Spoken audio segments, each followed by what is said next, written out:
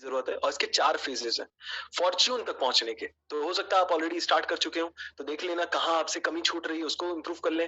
लेकिन preparation, launch, franchise, valuation, जितने भी एग्जांपल दिए सक्सेसफुल लोगों के, सब यही फेजेस से जाकर गुजरे हैं।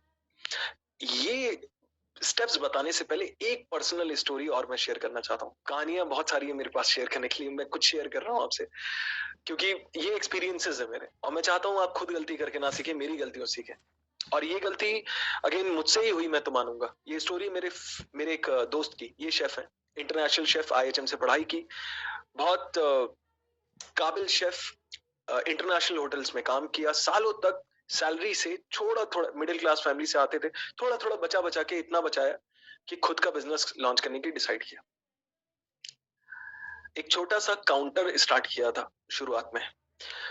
7 साल बिना छुट्टी लिए बहुत मेहनत करके बंदे ने काम किया और उसको 2 फुल साइज फैमिली रेस्टोरेंट्स में कन्वर्ट कर लिया।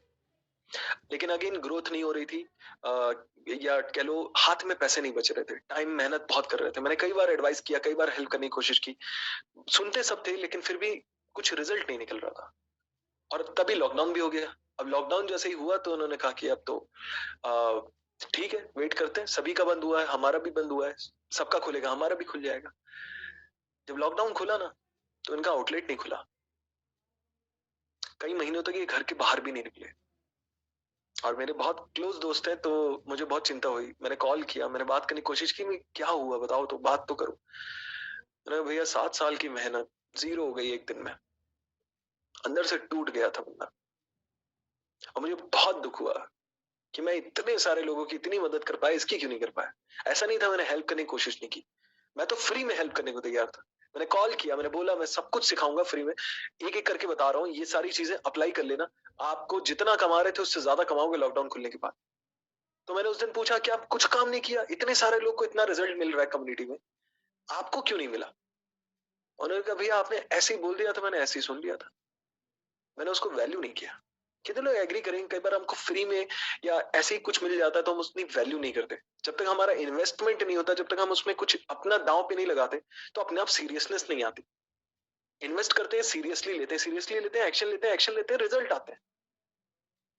उस दिन ये दिमाग में मेरे बत्ती जली कि बॉस गलती मेरी थी, मैं रिग्रेट में गया उस दिन।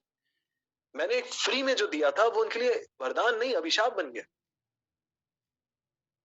आज ये सेशन एक इंट्रो सेशन है, इसलिए मैंने सारी चीजें बताई, आगे भी बताऊंगा। लेकिन मेरा गोल आपसे, आपको ये इंडस्ट्री से इंट्रोड्यूस कराना था कि देख लो क्या पॉसिबल है, और लग रहा है सीरियस हो तो फिर ज्वाइन करो, आगे बढ़ो, पे करके सीखो। आपका हक बनता है पैसा मांगना कस्टमर से, क्योंकि आपने भी पैसा पे किया है। यस सुनो, सोचो आप चाहते हो एज अ बिजनेस ओनर कि मुझे कस्टमर पैसा दे लेकिन मैं पैसा नहीं दूंगा। इमेजिन करो कोई कस्टमर आए, सर मुझे खाना खाना है, ऑर्डर दे दे, उसके बाद कैसे पैसा नहीं दूंगा, लेकिन आपको बुरा लगेगा। आप ऐसे कस्टमर चाहते हो क्या? अगर नहीं चाहते तो ऐसे कस्टमर बनना भी नहीं। पता है, ये एक अलग तरीके की साइकोलॉजी है पूरी। जब आप पे करते हो किसी चीज के लिए हक से, मैं सॉफ्टवेयर पहले ना, सारे सॉफ्टवेयर फ्री में चाहिए थे, टॉरेंट, मूवी डाउनलोड फ्री में, कभी किसी को पे नहीं करता था। हमेशा यही साइकोलॉजी थी, पैसा बचाने पे फोकस रहता था। मैं सक्सेसफुल नहीं बन रहा था, मैंने पहले बताया। लेकिन जब मैंने पे करना शुरू किया, मैं उस चीज की कीमत समझने लगा, मैं उस चीज को सीरियसली लेने लगा। So how many of you are understanding the value. और मैं चाहता हूं आखिरी में मैं बताऊंगा, अगर आप क्लाउड किचन नेटवर्क की वैल्यू समझना, मैं नहीं कह रहा कंपलसरी है, मर्जी हो, लगे कि कुछ हेल्प मिलेगी तो ही आप ज्वाइन करना, लेकिन अगर लगे तो रोकना मत। ये मत सोचना कि आज पैसा नहीं, नहीं है पैसा इसीलिए तो जाने की जरूरत है, आगे बढ़ने की जरूरत है, होते तो जरूरत क्या थी। और सच में जो सच में करना चाहते हैं ना, जो वाकई भूखे, जो वाकई चाहते हैं, वो तरीके निकाल लेंगे, कहीं ना कहीं कैसे ना कैसे मैनेज कर लेंगे। ओके, सो मैं स्टेप बाय स्टेप बता रहा हूँ कि कैसे आपको फूड बिजनेस स्टार्ट करना है, कहां से शुरुआत होगी।